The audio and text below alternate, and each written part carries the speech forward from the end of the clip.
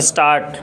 सभापति महोदय, वह केवल एक स्वप्न ही रह जाएगा।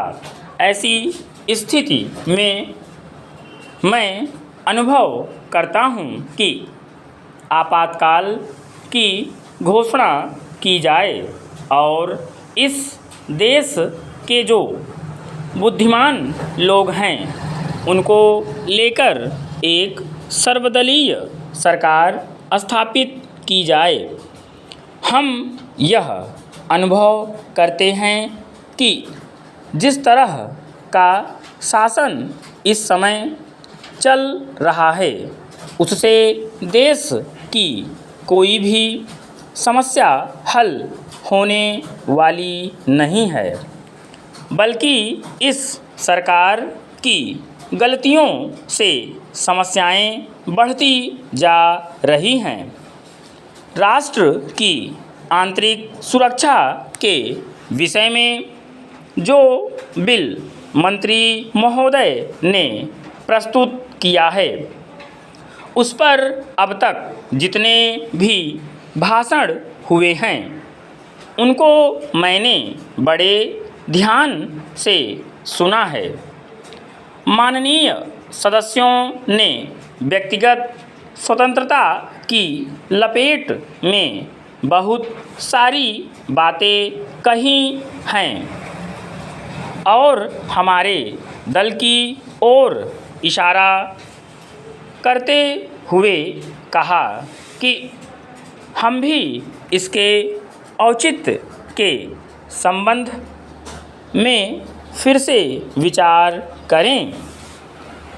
मैं जहां तक समझ पाया हूं, हमारे गृह मंत्री जी को इस बिल को प्रस्तुत करने में कोई सुख नहीं हुआ, बल्कि वर्तमान परिस्थितियों को दृष्टि में रखते हुए उनको दुख हो रहा है।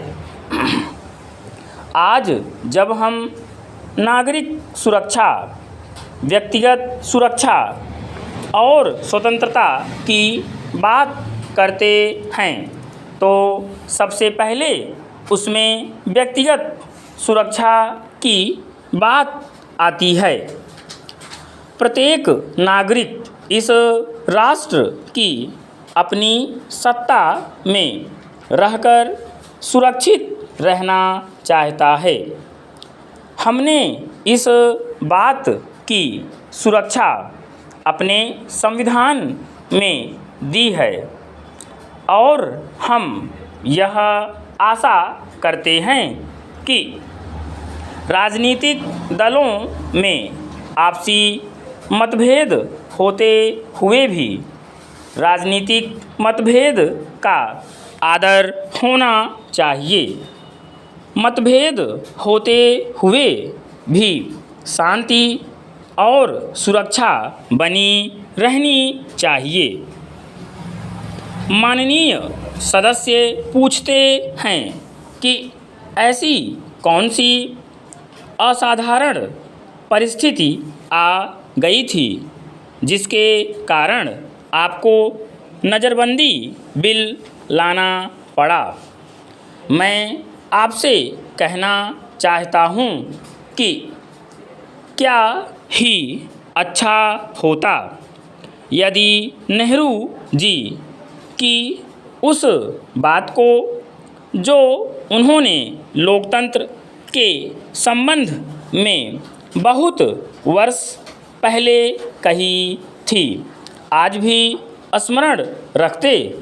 उन्होंने एक बार कहा था कि लोकतंत्र के संचालन और दायित्व निर्वाह में अगर किसी प्रधानमंत्री को बार बार पीछे मुड़कर देखना पड़े कि कोई छुरा तो नहीं भौंक रहा है, यह कोई अच्छी बात नहीं है।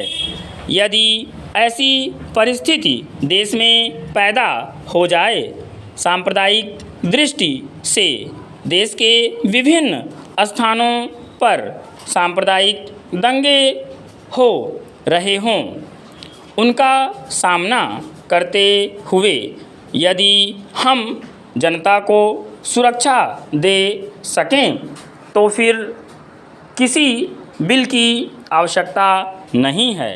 विराम।